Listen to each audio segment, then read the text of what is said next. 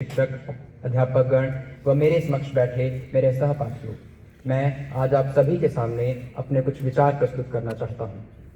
एक बच्चा होता है जो पढ़ाई करने में अव्वल दर्जे का होता है, अपने गुरुजनों माता पिता का आदर करता है, उनकी हर एक बात मानता है, परंतु धीरे धीरे उसकी दोस्ती कुछ ऐसे बच्चों के साथ हो गई जो अच्छे नहीं थे, जिनकी आदतें सही नहीं थी, और फिर वो ज़्यादातर समय अपने उन्हीं दोस्तों के साथ रहता था।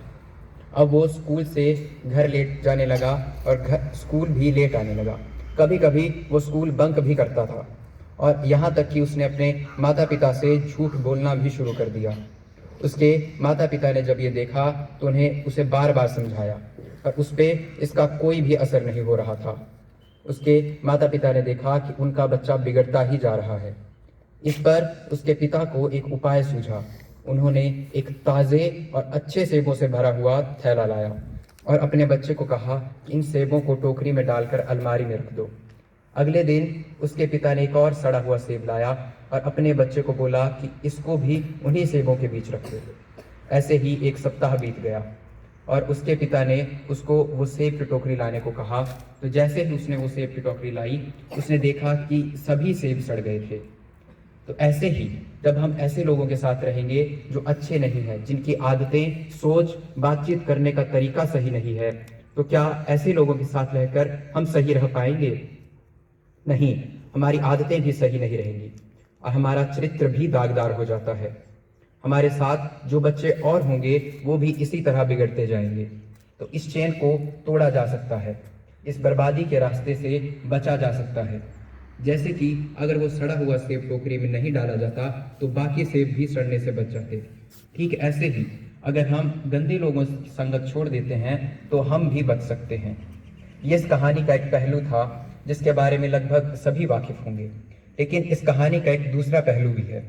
जैसे कि एक बुरी संगत इंसान को बुरा बना देती है, वैसे ही एक अच्छी संगत, सभ्यशील लोगों की, गुणी लोगों की संगत इंसान को अच्छा, विवेकशील बनाती है और हम एक आदर्श व्यक्ति बनते चले जाते हैं। ठीक वैसे ही अगर एक बाज के अंडे को मुर्गियों के अंडों के साथ रख दिया जाए तो जब वो अंडा फूटेगा, उसमें से वो बाज बाहर आएगा तो वो अपने आसपास केवल मुर्गियों को देखेगा और उन्हीं की तरह नीचे से कीड़े मकोड़े खाकर अपना जीवन गुजार देगा।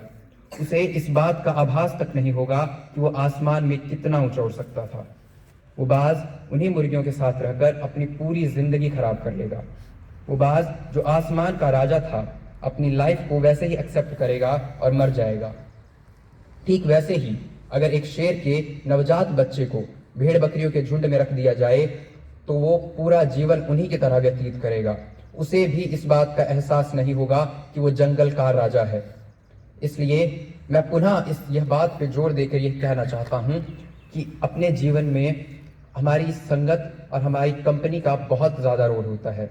जैसा हमारा संग होगा वैसे ही हमारे जीवन का रंग होगा, हमारे जीवन का ढंग होगा।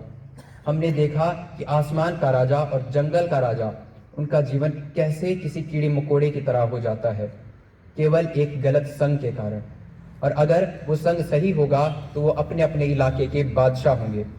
इस बात को अगर मैं परीक्षा के साथ जोड़ूं तो अगर हम ऐसे विद्यार्थियों के साथ रहेंगे जो ठीक ढंग से पढ़ रहे हैं, उनके साथ अगर हम रहते हैं, ग्रुप कंपटीशन करते हैं, आपस में एक दूसरे का सहयोग करते हैं, तो परीक्षा के लिए हम इस प्रकार से संगत का सही फायदा उठा सकते हैं। तो इन्हीं शब्दों के साथ कि it's better to be alone than in a bad company, अर्थात यदि आपको कोई अच्छी संगत, अच्छी कंपनी नहीं मिल पा रही है तो अच्छा यही रहेगा कि आप अकेले रहें। कम से